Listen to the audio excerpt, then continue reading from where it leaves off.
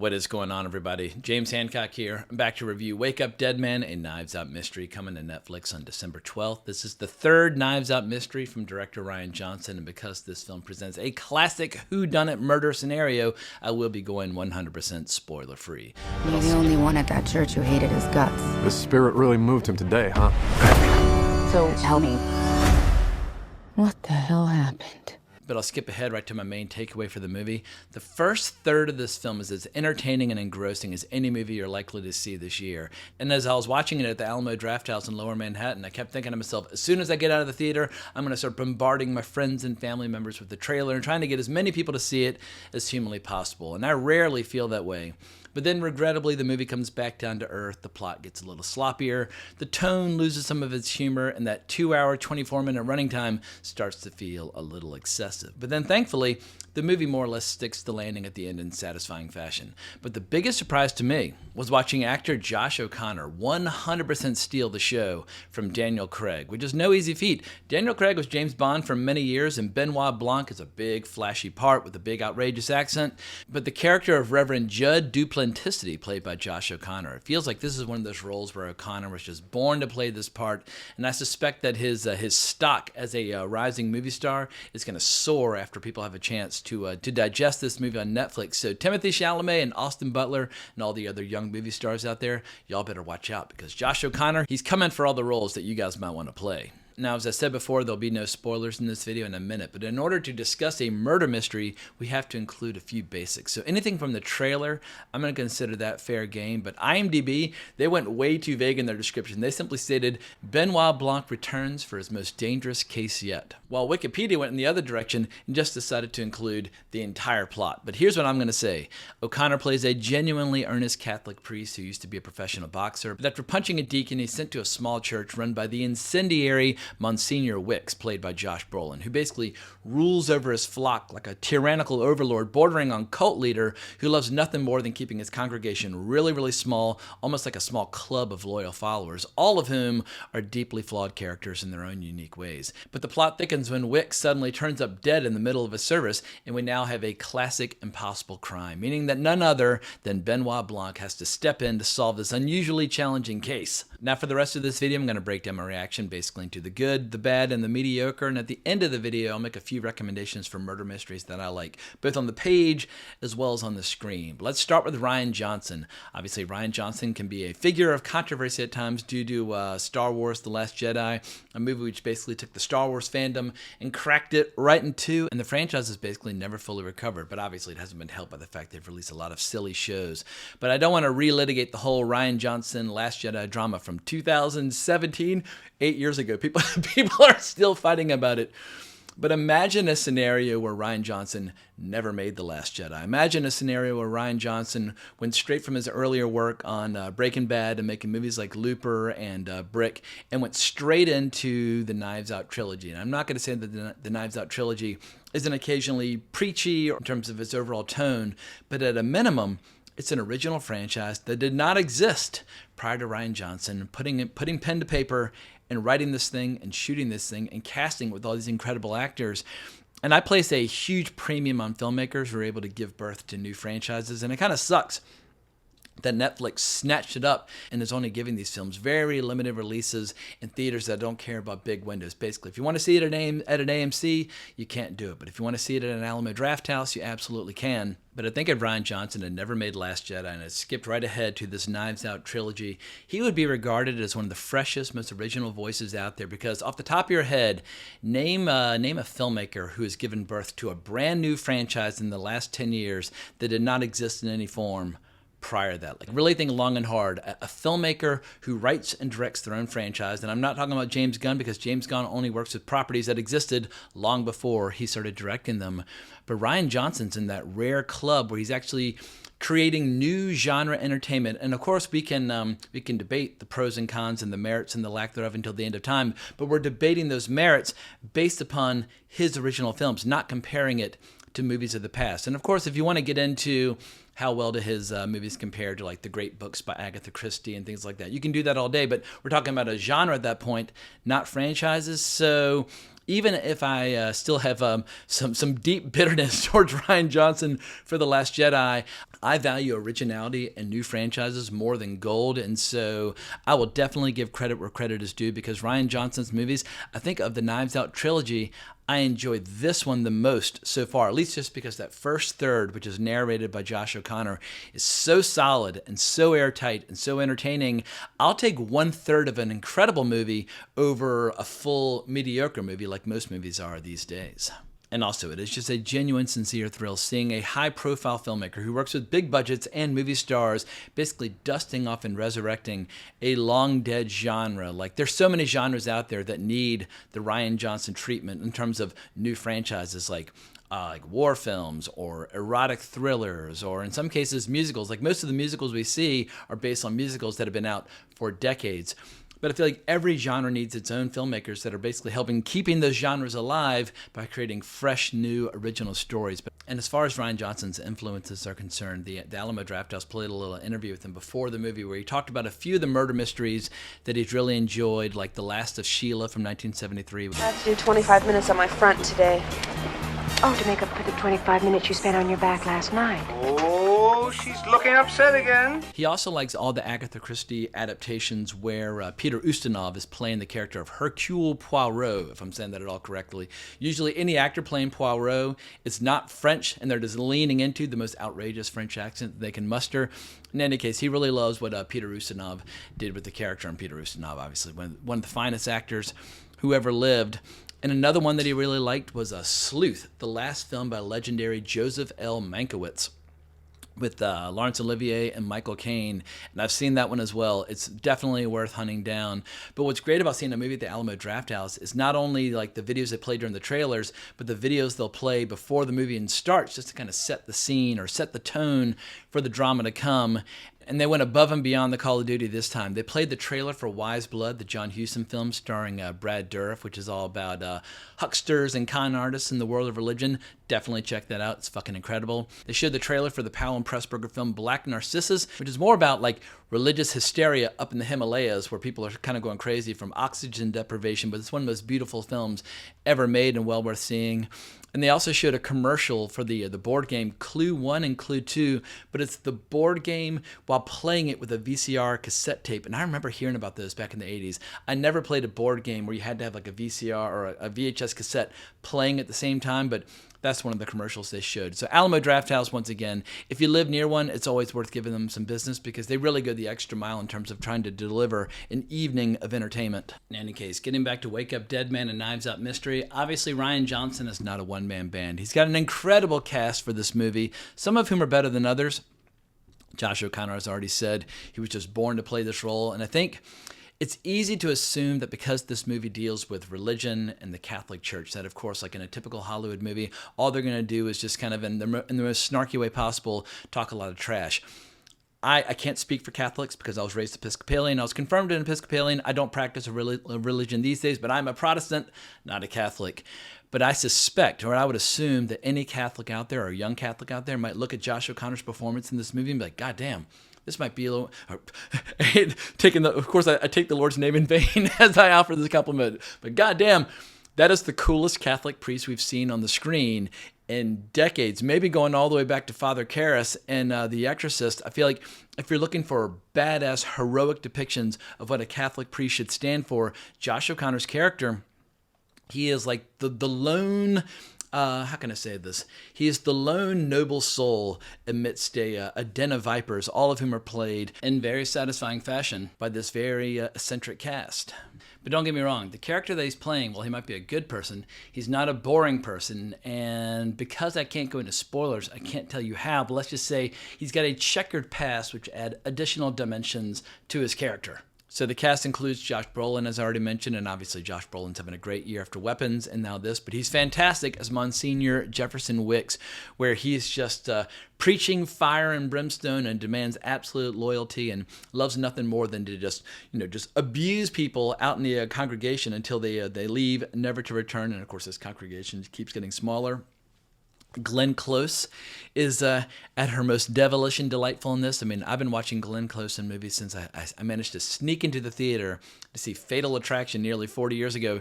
This is quite a different role, but she's basically the right-hand woman for Monsignor Wicks, and she is just she's as ruthless as he is. She just uses different tactics. Mila Kunis is, I would say, is okay as Geraldine Scott, but it's not a huge role. And Jeremy Renner, who I usually love. He's a little bland and a little dumb and a little obvious. Kerry Washington's pretty good in this, but Andrew Scott, he's phenomenal in this. And I just saw Andrew Scott do an even better job in the Richard Linklater movie, Blue Moon, a couple days ago. I think if you're going to see an Andrew Scott movie, see Blue Moon, not necessarily Knives Out, but he plays a science fiction author who's very conspiratorial and easily taken in by political and religious organizations. But he's clearly having a lot of fun with this. But it's Kaylee Spaney, who I really loved in this. She's a disabled former concert cellist, and she's looking to the church to possibly heal all these ailments that are causing her so much pain that prevents her from playing. But I first saw her in Devs, that TV show from a couple years ago. And since then, I really liked her in Mayor of Easttown. I liked her in Civil War. She was okay in Alien Romulus, but I thought Alien Romulus was only an okay movie. But of the young actresses out there, I definitely enjoy seeing her in action. And she does a fantastic job in this movie. Thomas Hayden Church. He's I wouldn't say chewing the scenery, but definitely having a lot of fun hamming it up, and he's having a good time in this movie. Jeffrey Wright's really good. Daryl McCormack's really good as Cy Draven. But basically, this entire cast is having an absolute blast playing these deeply flawed characters, many of whom are manipulative or selfish or vindictive or hiding secrets. And it's just yet another example in the dramatic arts, going back thousands of years, that the most interesting characters are always the villains. I think sometimes actors fall into this trap where they think, oh, I need to play good characters so that people will think I'm a good person. But I much prefer watching the mustache-twirling villains who are up to no good and sowing the seeds of discontent behind the scenes. And of course, there are a few good characters in this movie, but on the whole, all these actors are playing very dysfunctional people. But of course, once they start stabbing each other in the back, both literally and figuratively, it's just a lot of fun for the audience. But as far as some of the other positives are concerned, it's funny. I saw it in a packed house at the Alamo Drafthouse, and people were just cracking up. Not necessarily from start to finish. It's not a comedy, but it has very funny moments, like you see in the trailer when Glenn Close gets confused about what may or may not have been used as graffiti on this one particular tomb. Makes me sick. These kids painting rocket ships all over his sacred resting place. And just little lines that Daniel Craig will throw out there when they're talking about Scooby-Doo, and he says things like Scooby-Dooby-Doo. Just little comedic flourishes that just keep it lively, keep it entertaining. Scooby-Dooby-Doo. But in that this is a whodunit, and it's all about trying to figure out who done it, the trail of breadcrumbs is abundantly clear and obvious at the end of the movie, but I must confess, I couldn't figure it out as I was watching it. And some people who are just mystery buffs, they're just like a computer watching or reading a mystery story, and they pay attention to all the details, and they more or less can be ahead of the plot before the movie inevitably reveals the killer. I'm definitely going to go back and rewatch the movie just to see to what degree that trail of breadcrumbs reveals the answer before the movie officially reveals the answer. But I feel like if you enjoy, solving a Rubik's Cube and really getting into the weeds of a mystery, there's enough evidence here that's cleverly disguised that you will have fun kind of peeling back the layers of the onion. And the last compliment I'll offer for this movie probably provides more information than you're interested in, but I did not go to the bathroom once during the entire movie. And for a nearly 50-year-old man to skip going to the bathroom during a nearly 2.5-hour movie, it shows I was invested. Even if my interest waned, kind of went up and down, and I had definitely my fair share of grievances while watching the movie, I wanted to know who done it. And it's very rare where I get kind of like roped in by the plot where I'm like, I just need to know who did it, what the fuck happened, like lay it on me. So I was totally invested. And the only other movie, it's ridiculous to judge movies by how many times you go to the bathroom, but it is a legitimate criteria for aging men. The only other movie this year where I did that was Eddington. And Eddington also had me on the edge of my seat wondering what the hell was going to happen. So for all you guys out there in your 40s and 50s who are always debating about, hey, where do I need to sit so I have access to the bathroom, not to worry. This movie will hold you in the palm of its hand, and it won't be a concern whatsoever. But now it's time to talk about some of the weaker ingredients in the movie. And if people resent these observations, I hope you'll pay attention to all the compliments and all the praise that I heaped upon Rian Johnson earlier before criticizing him now. But there's a side of Rian Johnson that is a tad preachy and comes across a little bit like he's a social crusader, where those impulses on his part will make a murder mystery predictable and obvious. And obviously, when you're watching a murder mystery, you want it to be as open-ended and surprising as humanly possible. But because Rian Johnson feels the need to, make certain observations about society or politics or religion or whatever, you're like, all right, well, I can't guarantee that I know where this is going, but I can at least limit the suspects to a handful of people who you are characterizing in a rather cartoonish fashion. But let me backpedal just a little bit. This film is not quite as message heavy as some of Rian Johnson's earlier movies, like The Last Jedi. There's no scene where somebody releases animals into the wild and all that nonsense. Or at the end of the second Knives Out movie, where somebody basically starts burning priceless works of art because somehow Rian Johnson thinks it's like punk rock and you have to burn down society in order to build a new one. Like all that crap, which makes him just insufferable at times. He tapped the brakes a little bit in this, so if you're looking for it and you're aware of his inclinations on that front, well, then you can definitely read between the lines. But I would say that if you are sensitive to message-heavy movies, this movie is less annoying than some of Rian Johnson's earlier movies, but it can still be pretty annoying at different points in the story, especially when it comes to one or two characters who I will not name now because obviously this is spoiler-free, but it's almost like you're standing behind a big truck where it's going in reverse, and it's like beep, beep, beep, and it's like, oh, I got it. Here comes the message truck, and it's about to run me over.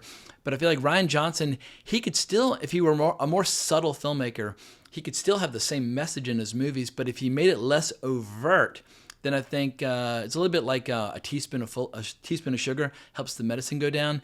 If you can kind of disguise your message like a smuggler underneath like great genre entertainment, people will be more receptive and more willing to listen. So yeah, if I were to point to any flaws in Rian Johnson's overall style, is that he's just a little bit obvious at times, and in a murder mystery, that can be an Achilles heel for a filmmaker.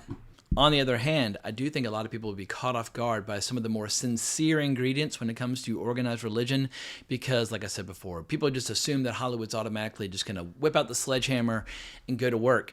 And while I don't practice a religion, I definitely see the value in it. Like, we're living in a time where I feel like religion's on the wane in America and people are looking to politics and ideology to replace it, and it's made people go fucking crazy.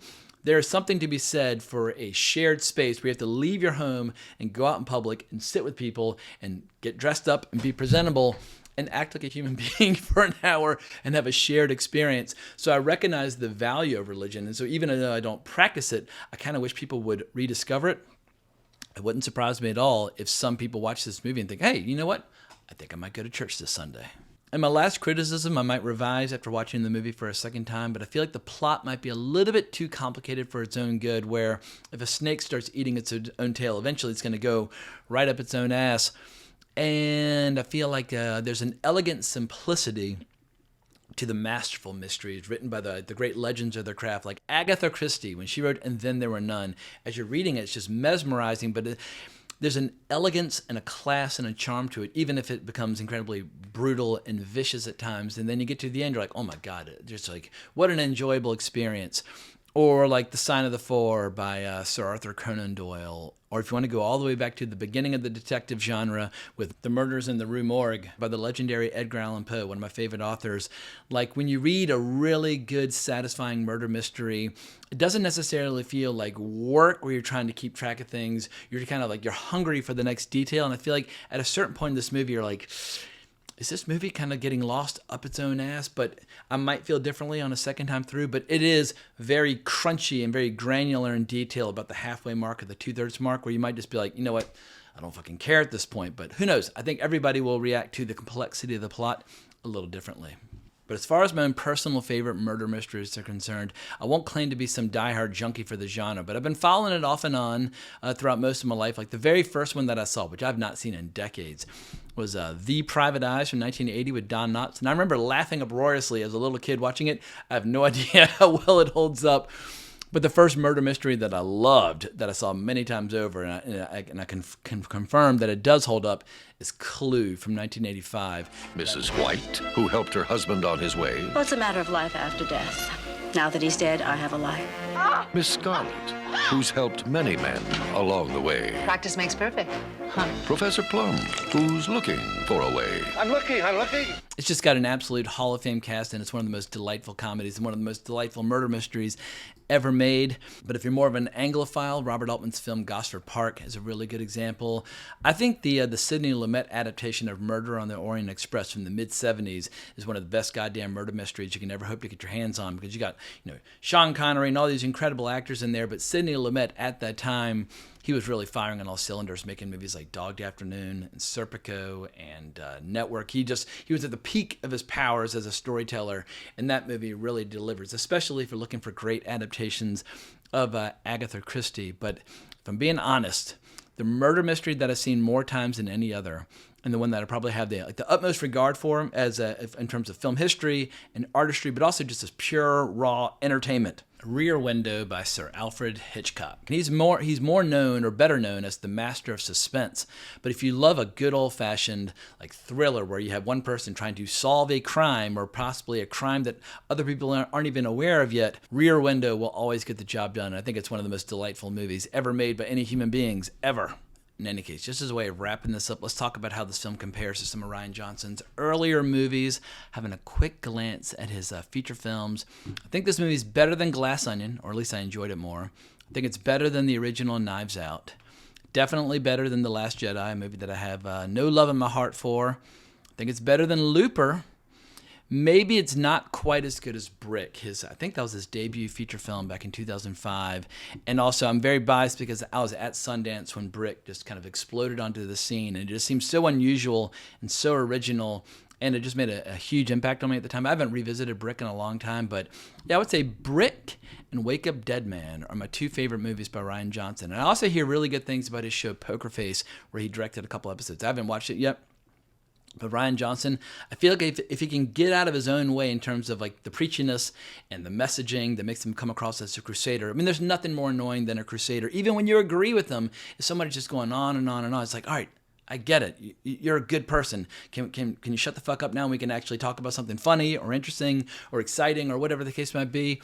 But who knows? As Rian Johnson gets a little older and matures, maybe he'll let some of his crusading instincts fall by the wayside and he can just really focus on delivering the most entertaining movies of his career. But if he makes another Knives Out movie, I will definitely watch it. But let me know what you think down in the comments below. And if you enjoyed this video, remember to like, subscribe, hit that notification bell. But more importantly, as always, onwards and upwards.